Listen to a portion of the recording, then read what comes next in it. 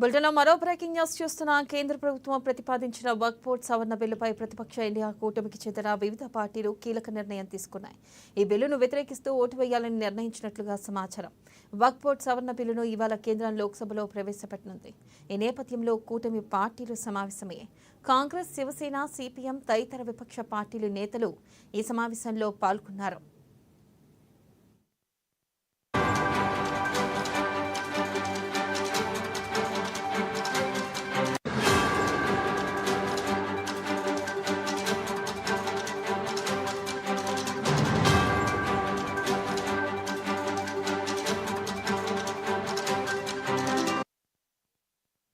ఇక లోక్సభలో అనుసరించాల్సిన వ్యూహంపై వారు చర్చించారు. బిల్లుపై చర్చలో పాల్గొనాలని, అయితే బిల్లుకు వ్యతిరేకంగా ఓటు వేయాలని నేతలు నిర్ణయించినట్లుగా తెలుస్తుంది.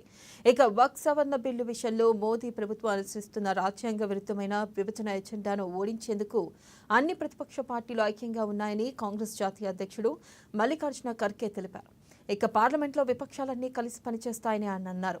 వక్ఫ్ బోర్డు సవరణ బిల్లు నేపథ్యంలో బీజేపీ, కాంగ్రెస్ సహా వివిధ పార్టీలు తమ ఎంపీలకు విప్ జారీ చేశాయి. దీనిపై మరింత సమాచారాన్ని మా ప్రతినిధి భవిత అందిస్తారు. భవిత,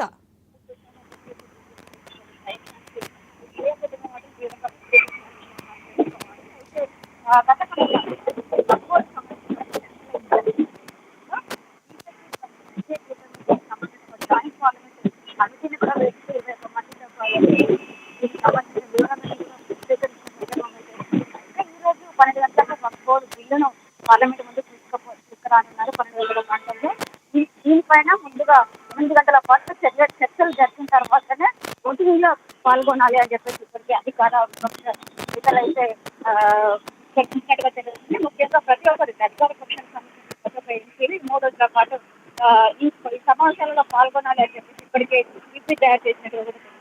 అయితే ఈ వక్ఫ్ బోర్డుకు సంబంధించి గత కొంతకాలంగా మనం చూసినట్లయితే కేవలం ఇది ముస్లిం మైనారిటీలకు సంబంధించినటువంటి ఆస్తులు అయితే గత కొంతకాలంగా వీటికి సంబంధించినటువంటి అంశాలకు స్థలాల ఆస్తులకు సంబంధించి వక్ఫ్ బోర్డు ఆస్తులకు సంబంధించి కేవలం వక్ఫ్ బోర్డు సభ్యులు మాత్రమే దీనిపైన నిర్ణయం తీసుకునే అవకాశం ఉంటుందా? ఇప్పుడు మాత్రం వాళ్ళెప్పటికీ ఆ అవకాశం కాకుండా ఇప్పుడు జిల్లా స్థాయి అధికారుల పాటు రాష్ట్ర ప్రభుత్వానికి సంబంధించిన అధికారుల నిర్ణయం కూడా ఇందులో ఇప్పటి నుంచి తీసుకునే అవకాశం ఉన్నట్టు తెలుస్తుంది. వక్ఫ్ బోర్డు ట్రిబ్యునల్ తీసుకున్న నిర్ణయాన్ని మాత్రం వీళ్ళు ఖచ్చితంగా సవాల్ చేసే అవకాశం ఉందో కూడా తెలుస్తుంది. అయితే దీనిలో దాదాపు 14 అంశాలను మార్చుతూ ఈ వక్ఫ్ బోర్డు సవరణ చట్టను రూపొందించినట్టుగా తెలుస్తుంది. ఈ రోజు పార్లమెంట్ ముందుకి